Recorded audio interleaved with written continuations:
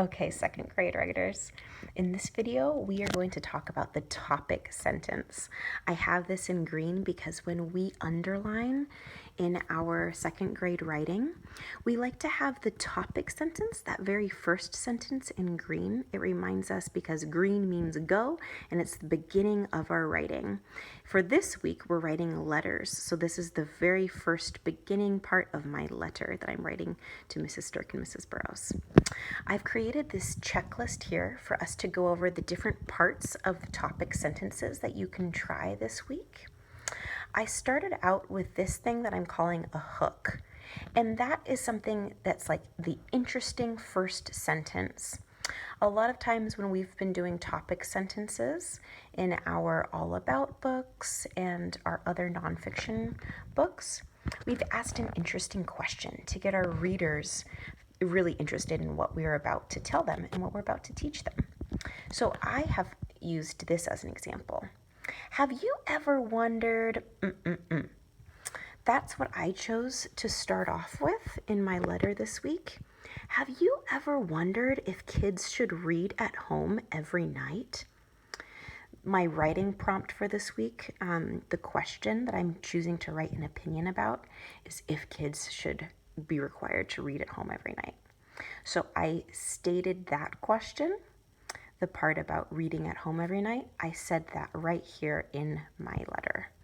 So I just added, have you ever wondered if, and then I took kids should read at home every night. I just took that from the question, from the prompt.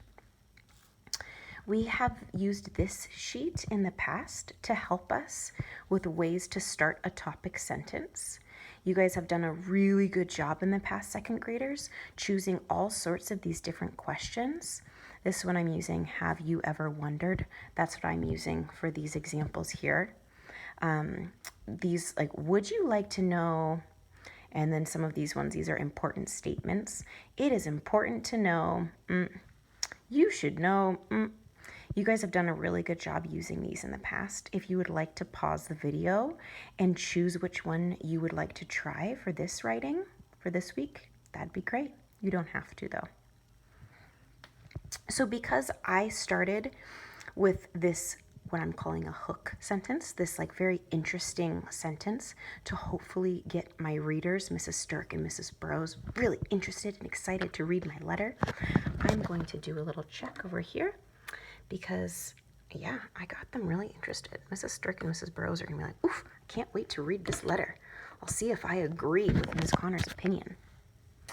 So the next thing on my checklist is I need to have my topic, it's a topic sentence, and my opinion.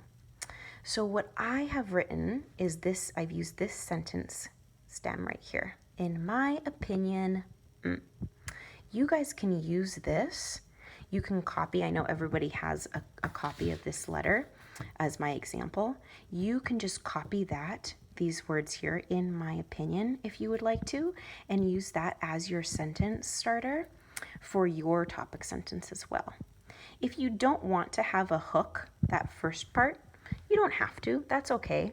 If you just want to write your topic sentence saying, in my opinion, then that will be just fine. Just make sure that if you do say, in my opinion, you need to include the writing prompt. That was the question that we had asked you to write about. So you need to include part of that question in your answer. So I said, in my opinion, kids should absolutely read at home every night.